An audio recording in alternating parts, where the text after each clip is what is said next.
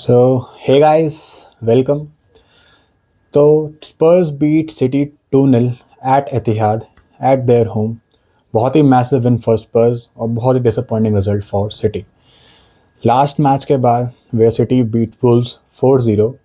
सबको लगा भाई अब तो पेप गार्डियोला का कमबैक हो गया, लेकिन आज के मैच के बाद we really need to think again.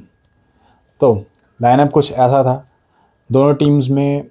City lineup starting में करी थी 4-1-4-1 में, लेकिन बाद में फॉर्मेशन उनकी 4-2-3-1 बन रही थी। दोनों ही टीम्स की फॉर्मेशन 4-2-3-1 बन रही थी। स्पर्स का जो नया कोच है Thomas Frank, he did a great job today tactically. Match में आज उसने क्या किया, उसको पता था कि सिटी, एवरीबडी नो कि City likes to keep in position, Pep Guardiola likes to be in control. तो उसके जो साइड बैक्स है आइन नोरी और कौन आपका लुइस खेल रहा था, दोनों चढ़ते थे।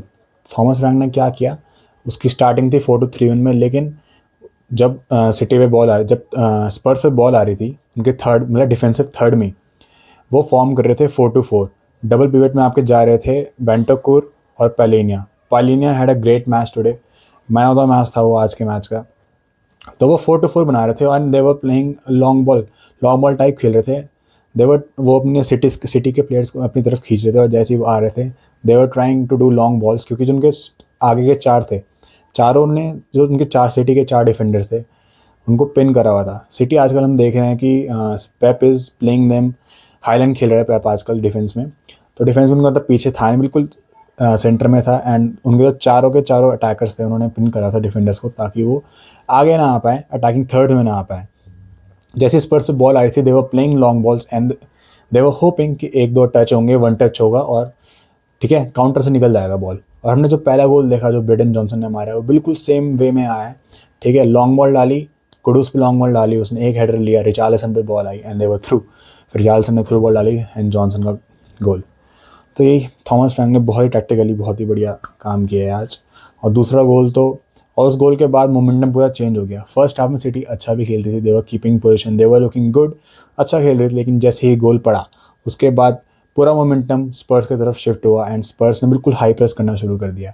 सिटी जैसी गोल की गाड़ी, सिटी के कीपर पे गोल की गाड़ी थी, ठीक है, उनके पूरे पूरे के पूरे जो उनके प्लेयर्स थे पूरे सिटी के हाथ में चढ़े हुए थे। देवर प्लेइंग हाई प्रेस, चारों के चारों फॉरवर्ड ने उनको प्रेस करा हुआ था, और डी के अंदर ही उनको डिफेंडर्स को 1-2 करना पड़ रहा था। They were trying to beat the Spurs press, और 2-3 बार उन्होंने किया भी, लेकिन जो उन्होंने गोल खाया उसमें वही कीपर की गलती। ही प्लेड अप, जो उनका डिफेंसिव मिड था वो बॉल लेने आया, लेकिन pass was not good and they fumbled and Palhinha ने गोल स्कोर किया।